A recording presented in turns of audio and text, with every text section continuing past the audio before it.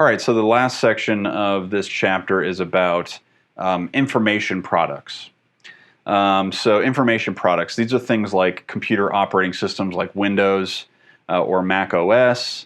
It includes software like Adobe Premiere, which is what I'm using to edit these videos.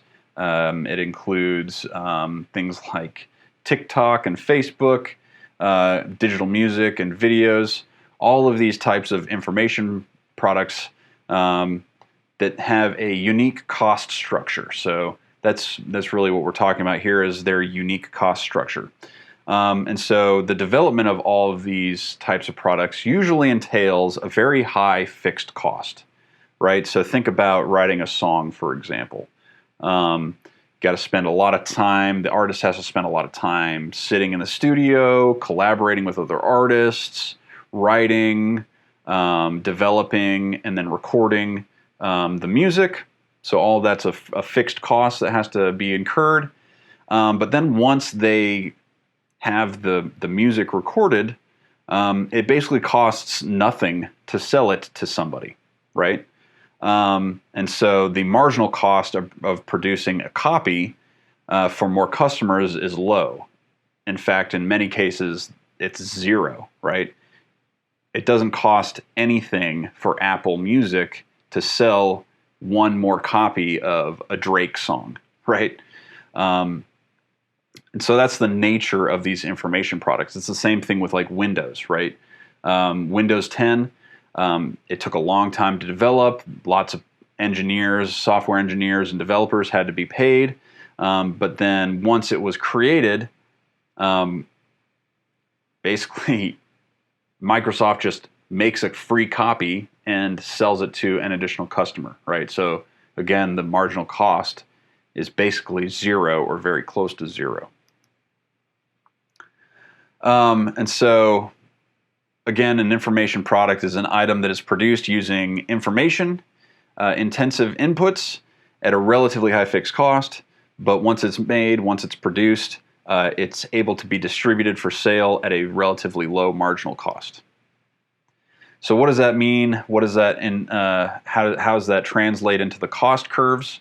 Well, it's a very high upfront fixed cost, so we don't have a fixed cost curve here, but the reason there's such a exponential curve here is because the fixed cost is really, really high, but then the marginal cost after it's produced is really low. And remember that when marginal cost is below average cost, it brings the averages down, right?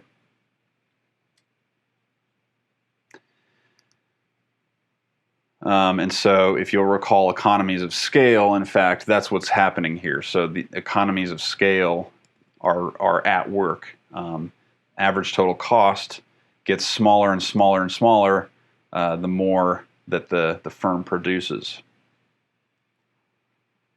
So in the short run, there are short-run economies of operation. So this is sort of a distinguishing characteristic of an information product arising from that declining short-run average total cost curve as more units of the product are sold. So economies of scale again. So think about maybe computer game manufacturers and how they operate. So in monopolistic competition, marginal cost pricing results in losses for the firm. So recall what marginal cost pricing is. That's when the price of the product is exactly equal to marginal cost, which is only true in perfect competition. But when firms face downward sloping demand curves, they charge higher prices than marginal cost. Otherwise, it would result in losses. So the interesting thing here is that marginal cost pricing results in losses for the firm, even though it creates efficiencies for the economy as a whole. So that was the important part about marginal cost pricing in perfect competition, is that basically when we have marginal cost pricing, we get efficient outcomes. There is efficiency. So when that's not the case, when we don't have marginal cost pricing, there are inefficiencies. There's a loss of efficiency. So there's sort of this trade-off here with monopolistically competitive industries where, you know, if we had marginal cost pricing in these industries, the firms would be losing money, even though it's beneficial for society, and vice versa. So just to sort of recap, providing these information products requires a high fixed cost of production, but very low per unit cost for additional outputs, additional units of output.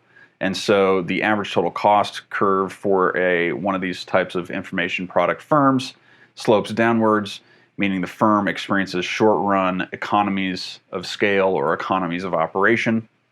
In the long run, however, monopolistically competitive equilibrium, price adjusts to equal average total cost, zero economic profit.